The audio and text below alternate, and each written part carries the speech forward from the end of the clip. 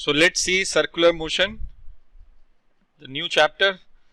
इसको मैंने 4-5 हेडिंग्स में डिवाइड किया हुआ है और फिर से कह रहा हूं मैं, I am constantly reminding you that this is only for quick revision. Quick revision का मतलब है कि हम कैसे इस चैप्टर को 15-20 मिनट में खत्म कर सकते हैं. ठीक है, क्विकली रिवाइज कर सकते हैं. अगर इसको और अच्छे से समझना है तो इसका कंप्लीट वीडियो भी है जिसका एक्सेस मैंने आपको दे रखा है. ठीक है, या आपको मिल सकता है. एक्सप्लेनेशन की बात करते हैं तो सर्कुलर मोशन में एक्सप्लेनेशन है. 2 टाइप के सर्कुलर मोशन होते हैं, नॉन यूनिफॉर्म सर्कुलर मोशन और यूनिफॉर्म सर्कुलर मोशन. तो सर्कुलर मोशन को समझने के लिए सबसे पहले हमें किन चीजों की जरूरत थी. हमें एक, मान लीजिए ये सर्कल है, ठीक है, और this is X axis, sorry this is Y axis and this is X axis. तो ये एक्स एक्सिस है, ये वाई एक्सिस है और ये सर्कल है हमारा. एक पार्टिकल इस सर्कुलर पाथ पे मूव कर रहा है. This is particle P, it is moving with some angular velocity omega. It may be a constant, it may not be a constant. तो हमें जिन 2 यूनिट वेक्टर्स की जरूरत पड़ती है इसको समझने के लिए, एक यूनिट वेक्टर है हमारा ई आर कैप, ठीक है, ये हमारा रेडियल यूनिट वेक्टर होता है. और दूसरा यूनिट वेक्टर है हमारा टेंजेंशियल यूनिट वेक्टर जिसका नाम है ई टी कैप. ये हम लोगों ने पढ़ा था, आपको याद आ गया होगा या आपने अपनी क्लासेस में पढ़ा होगा या आपको याद आ रहा होगा. ठीक है, तो हम 2 यूनिट वेक्टर्स डिफाइन करते हैं, रेडियल यूनिट वेक्टर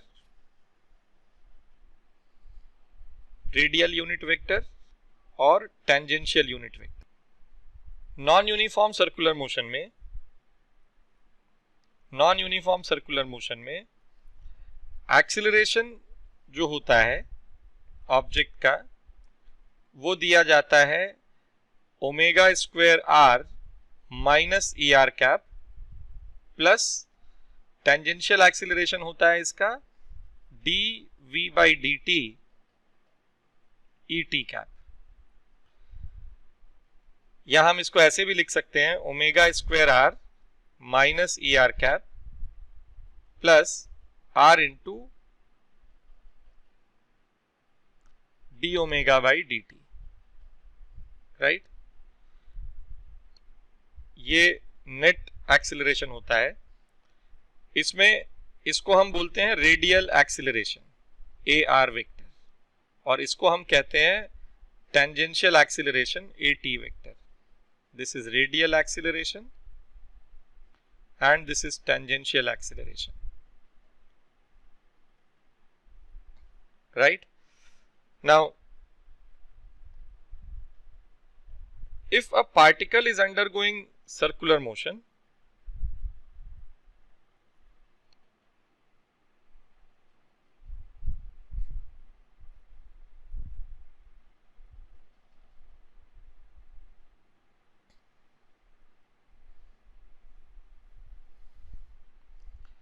तो इस पॉइंट पे अगर देखेंगे तो सेंटर की तरफ एक एक्सीलरेशन डायरेक्टेड होगा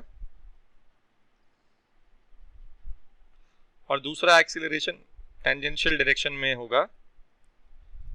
इसका नाम होगा रेडियल एक्सीलरेशन, इसका नाम होगा टेंजेंशियल एक्सीलरेशन.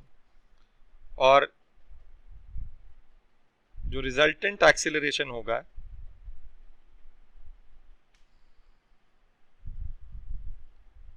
वो हमें इस डायरेक्शन में मिलेगा.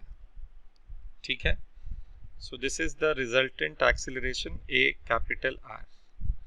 The angle which it makes with the tangential direction is given as tan phi is equal to AR upon AT.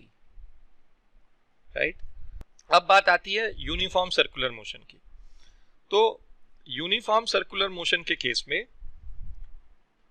Omega को कांस्टेंट रख दिया जाता है. तो for UCM omega is constant. ठीक है, तो हमारे एक्सीलरेशन की क्या वैल्यू हो गई, omega square R minus E R cap. अब आप देख सकते हो कि जो रिजल्टेंट एक्सीलरेशन है that is directed towards the centre of the circular path और इसलिए इसका एक नया नाम होता है centripetal acceleration. So what is centripetal acceleration? Centripetal acceleration is the net acceleration directed towards the center of the circular path. Minus ER cap दिखाता है कि ये center of the circular path की तरफ directed है. ठीक है. Now comes relation between V और ओमेगा. तो आपको पता ही है V is equal to omega cross R होता है. यहां पर एंगल 90 डिग्रीज है, so V is equal to omega R. तो ए आर को हम लिख सकते हैं V square by R minus E R cap. तो जब हमने सेंट्रीपिटल एक्सीलरेशन लिख लिया तो अब हम सेंट्रीपिटल फोर्स भी लिख सकते हैं. This is centripetal force which is equal to m into A C, और it is m omega square R minus E R cap. Centripetal force is the net force directed towards the center of the circular path. Net force directed towards the center of the circular path.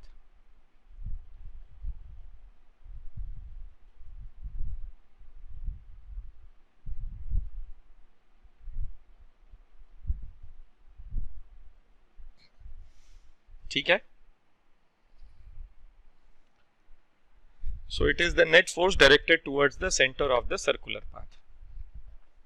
So this is about uniform circular motion and non-uniform circular motion. We have discussed centripetal force also. Centripetal force के case में एक example भी देख लेते हैं हम. तो ये कॉन्वेक्स ट्रैक है और इस ट्रैक का रेडियस है r.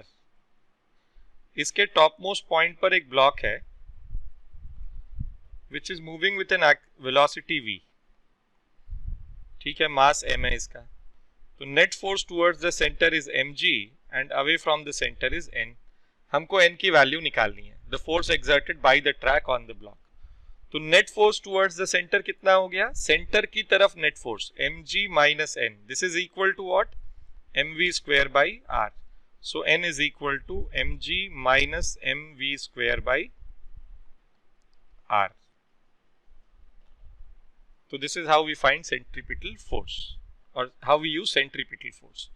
फिर बात आती है circular turnings and banking of roads की. तो circular turnings के केस में normal जब हम turn की बात करते हैं, so this object is moving with velocity v. इसका वेट mg है, नॉर्मल रिएक्शन n है, friction coefficient between the tyre and the surface is mu और रेडियस इस ट्रैक का r है. तो यहां पर we have to find v. ये कांस्टेंट स्पीड v से मूव कर रहा है अगर, या किस स्पीड v से मूव करना चाहिए कि ये टर्न सेफली कर जाए. तो सेंट्रीपिटल एक्सीलरेशन यहां पर है ac is equal to v square by r. Now centripetal force net force होता है, कोई अलग से फ्री बॉडी डायग्राम में फोर्स नहीं लग रहा होता है. तो यहां पर सेंट्रीपिटल फोर्स का रोल कौन प्ले कर रहा है? तो ऑब्वियसली फ्रिक्शन प्ले कर रहा है, क्योंकि एन एम जी और फ्रिक्शन के अलावा यहां कोई चौथा फोर्स है ही नहीं. तो friction is the force and that too static friction, क्योंकि यहां पर स्लिपिंग और स्किडिंग नहीं हो रही है. हमको ये ध्यान रखना है. तो Fs is equal to the centripetal force Fc which is equal to mv square by r. Now Fs should be less than or equal to Fs max, which is equal to mu n, right? So mv square by r is equal to mu mg. So v is equal to root of mu gr, right? So this is the velocity, maximum velocity with which the vehicle can take a turn on this circular track. पर आप देख रहे हो यहाँ पर कि ये mu पे डिपेंडेंट है ना. और हर एक व्हीकल के टायर का और एक ही टाइप के व्हीकल के अलग अलग टायर्स का या अलग अलग दिन चले हुए टायर्स का म्यू डिफरेंट होगा. तो म्यू वेरिएबल है यहाँ पर. तो इसलिए हम क्या करते हैं, बैंकिंग कर देते हैं रोड्स की, जिससे म्यू पे डिपेंडेंसी खत्म हो जाती है. ठीक है. और फ्रिक्शन वहां पे एक एडिशनल रोल प्ले करने लगता है. तो बैंकिंग कैसे करते हैं रोड पे? तो we elevate the road on the outer side हम रोड को बाहर की तरफ एलिवेट कर देते हैं और इस तरीके से ये दिखाई देता है, और यहाँ पर एक ये व्हीकल है जो मूव कर रहा है, ठीक है। Now this vehicle is moving in this circular path, तो इसका रेडियस भी हमको पता है, ये r है। नॉर्मल रिएक्शन इधर हुआ n, यहां हुआ mg। तो नॉर्मल रिएक्शन को जब हम रिजॉल्व करेंगे,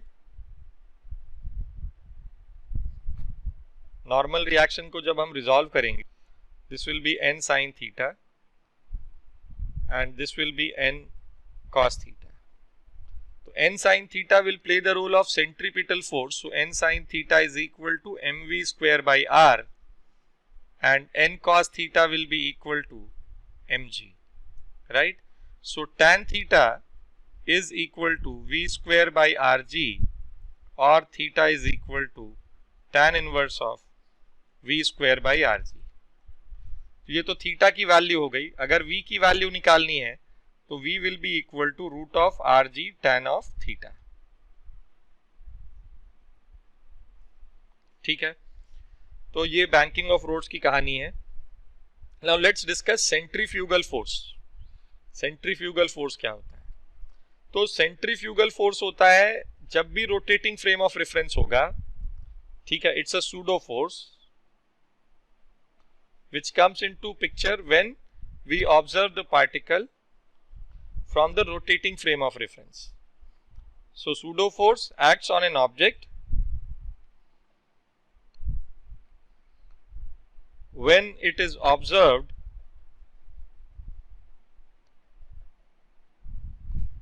from rotating frame of reference.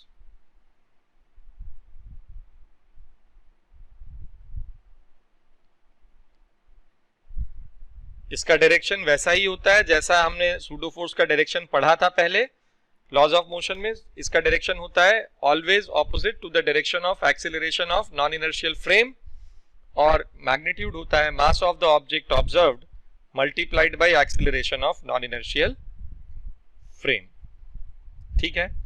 तो इसका एक एग्जांपल देखते हैं। Now this is the axis of rotation.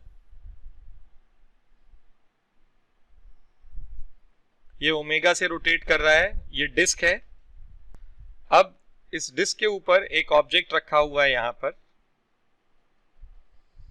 And this object is not slipping over the disc. Mass of the object is m, the radius of the disc is r, and the friction coefficient between the object and the disc is mu. एक observer यहां खड़ा है, ठीक है। Now this is observer B, right? अगर ये observer A है तो इसके रिस्पेक्ट में, with respect to A, the free body diagram of this object block will be mg downwards n upwards, और इसका सेंट्रीपिटल एक्सीलरेशन है omega square r towards the centre, this is capital R। तो friction भी centre की तरफ होगा, this is Fs, right. If I write equations for this, तो Fs is equal to m omega square r, which should be less than or equal to Fs max. So m omega square r should be less than or equal to mu into n, which is mu mg, right? So omega should be less than or equal to root of mu g by r. ये omega की value होनी चाहिए, या maximum omega for no slipping is root of mu g by r, ठीक है। अब बात आती है विथ रिस्पेक्ट टू b। तो b का खुद का एक्सीलरेशन है omega square r towards the centre, right, है कि नहीं है ना। तो b का खुद का सेंटर जो जिस पॉइंट पे खड़ा है, उस पॉइंट का एक्सिस ऑफ रोटेशन जो है, सॉरी, उस पॉइंट का जो सेंट्रीपिटल एक्सीलरेशन है वो ओमेगा स्क्वायर आर है towards the centre of the circular path. तो अगर विथ रिस्पेक्ट टू बी इस ब्लॉक का फ्री बॉडी डायग्राम बनाया जाए, फ्रिक्शन तो लगेगा ही सेंटर की तरफ, ये रियल फोर्स है, normal reaction N upwards, mg downwards, पर यहां पर एक सूडो फोर्स भी लगेगा और ये सूडो फोर्स होगा away from the centre, right, और ये होगा m ओमेगा स्क्वायर r। अब जब यहां से हम फोर्स इक्वेशंस लिखेंगे और सॉल्व करेंगे तो what we get here is f minus m omega square r is equal to 0. So Fs is equal to m omega square r, which should be less than or equal to mu into mg, where mu n, right, और omega की value फिर से हमको मिलती है less than और equal to mu G by R. फिर से हमको ओमेगा मैक्स की वैल्यू मिलती है यहाँ पर, omega max is equal to root of mu G by R. तो आप देख रहे हैं यहाँ पर मैंने आपको एक सेंट्रीफ्यूगल फोर्स के एप्लीकेशन का एक छोटा सा एग्जाम्पल करवाया है। ये हमको हमेशा देखना पड़ेगा कि भाई ये जो ऑब्जेक्ट या ऑब्जर्वर जहां खड़ा है उस पॉइंट का एक्सीलरेशन कहां हो रहा है, right. So this gives us an overview, a good overview of centrifugal force, right. How to solve problems मैंने एग्जाम्पल्स में सिखाई दिया है, so we need not have to be worried about it. और अगर ज्यादा समझना होगा आपको तो आप इसका जो डिटेल्ड वीडियो है वो भी देख सकते हैं। So here we come to the end of this chapter, circular motion. It was a very quick revision of this chapter. So please, if you want to learn it in greater depth, if you have time, then you should go for the detailed video or you can manage with this. इतना समझने के बाद भी आप इसके assignments को काफी हद तक कर पाएंगे। 90-95% problems you will be able to solve, right? In fact, JEE mains level पे आप काफी सारे प्रॉब्लम सॉल्व कर सकते हैं इसमें, almost all. Thank you so much. See you in the next chapter. Goodbye.